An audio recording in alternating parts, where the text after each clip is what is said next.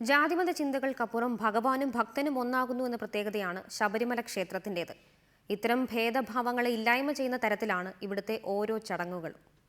ദിനവ്രതമെടുത്ത് 18-ാം പടി ചവിട്ടി സന്നിധാനത്തേക്ക് എത്തുന്ന ഓരോ തീർത്ഥാടകനെ വരവേൽക്കുന്നത് തത്വമസി എന്ന വാക്യമാണ്. അത് നീയാകുന്നു എന്ന വേദാന്ത തത്വം. ഇരുമുടിക്കെട്ടുമേന്തി അയ്യപ്പ ദർശനത്തിനെത്തുന്ന ഭക്തർ തിരിച്ചറിയുന്നത് താൻ തേടി വന്ന ദൈവിക ഭാവം താൻ തന്നെയാണെന്ന തത്വമാണ്. നീ തേടുന്നതെന്തോ അത് നീ തന്നെയാണെന്ന അർത്ഥമുള്ള തത്വമസി എന്ന വാക്യം ശ്രീകോവിലിന് മുൻപിൽ കാണുമ്പോൾ ഓരോ ഭക്തനും തിരിച്ചറിയേണ്ടതും അതുതന്നെ. സന്നിധാനത്തെ ആചാരങ്ങളെ പൂർണ്ണമായി മനസ്സിലാക്കി അനുഷ്ഠിക്കുമ്പോഴാണ് ഇത് സാധ്യമാകുന്നത്. 18-ാം പടിക്ക് കീഴിൽ നാളികേരമുടച്ചു വേണം ഓരോ ഭക്തനും പടികയറാൻ. തൻ്റെ ഉള്ളിലെ അഹംബോധത്തെയാണ് നാളികേരമായി സങ്കല്പിച്ച് പടിക്ക് താഴെ എറിഞ്ഞുടയ്ക്കുന്നത്.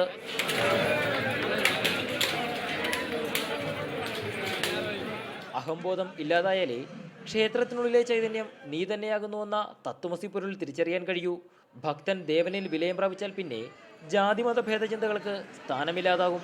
അനുഷ്ഠാനങ്ങൾ തെറ്റിക്കാതെ മല ചവിട്ടുന്ന ഓരോ ഭക്തനും ഈ പൊരുൾ തിരിച്ചറിഞ്ഞായിരിക്കും പടിയിറങ്ങുക.